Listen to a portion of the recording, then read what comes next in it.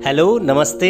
मैं एंकर राज शर्मा फिर से अपनी बातों के साथ आप सबसे रूबरू होता हूँ। दोस्तों, किस्से, कहानियाँ और कविताओं की कड़ी में अगली कहानी है एक धनवान सेठ की, जिसकी दुकान थी शहर में और वो सबसे ज़्यादा चलती थी।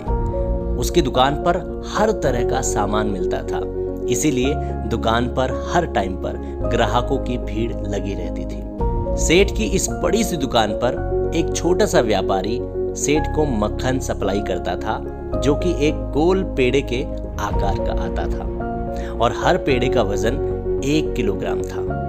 वो जितने पेड़े सेठ को देता था, उसके बदले घर की जरूरत में आने वाले सामान जैसे चीनी, दाल, चावल आदि ले जाता था, पैसे नहीं लेता था।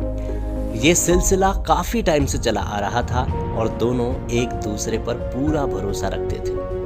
एक दिन वो व्यापारी उस सेठ को मक्खन के 50 पेड़े मतलब कि 50 किलोग्राम मक्खन देकर गया। सेठ उन सारे पेड़ों को एक बड़े से फ्रिज में रखता जा रहा था।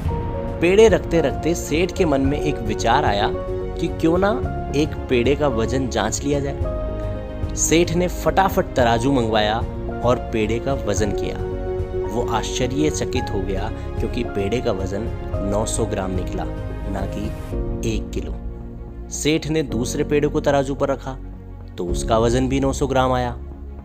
अब सेठ को गुस्सा आने लगा। उसने सारे पेड़ों के वजन करवाए। अब उसका दिमाग पहले से ज्यादा खराब हो चुका था क्योंकि सारे के सारे पेड़े 900 ग्राम के निकले, ना कि 1 किलो यानी 1000 ग्राम के। 900 ग्राम के जब सारे पेड़े निकलने लगे तो सेठ का गुस्सा इतना हाई हो गया, उसने तुरंत उस व्यापारी को बुलावा भेजा।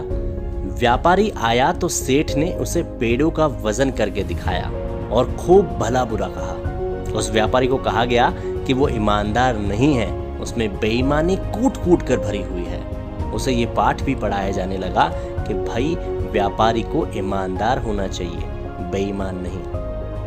अब छोटे व्यापारी ने हाथ जोड़कर बड़ी विनम्रता से उत्तर दिया कि सेठ जी, मैं तो बहुत छोटा सा व्यापारी हूँ, मेरे पास बाट खरीदने के लिए भी पैसे नहीं हैं। इसलिए जब आपकी दुकान से मैं घर के लिए ज़रूरत का सामान लेकर जाता हूँ ना, तो उस सामान का एक पैकेट जो 1 किलो का होता है, उसे ही तराजू के दूसरी तरफ जहाँ बाट रखते हैं वहाँ रखकर आपके लिए मक्खन को तौलता हूँ और उससे पेड़ा बनाकर आपको ही सप्लाई करता हूँ। छोटे व्यापारी की बात सुनकर बड़े व्यापारी जो कि सेठ जी थे, उनको शर्म आने लगी। उन्हें सही गलत का फर्क महसूस हो गया था। सेठ मन ही मन सोच रहा था कि ये छोटा व्यापारी कितना ईमानदार है और मैं कितना बेईमान हूँ। मुझे अपने व्यापार में ईमानदारी रखनी चाहिए थी, जो कि मैंने नहीं रखी और उसका परिणाम आज भुगत रहा हूँ। बड़े बुजुर्ग सही कहते हैं कि हम दूसरों के लिए जो अच्छा या बुरा करते हैं, वो वैसा का वैसा हमें वापस मिल जाता है। अगर आप अच्छा करोगे तो आपको अच्छा ही मिलेगा, और अगर आप किसी के साथ बहुत बुरा करते हो तो आपके साथ भी बहुत बुरा होता है। इसीलिए कोशिश ये करो कि हमेशा अच्छा करो, ना कि बुरा, वरना वैसा ही परिणाम देखने को मिलेगा जैसा सेठ को मिला। कमेंट बॉक्स में कमेंट करके बताइए ये कहानी आपको कैसी लगी। अब आपसे मुलाकात होगी अगले वीडियो में एक नई कहानी के साथ।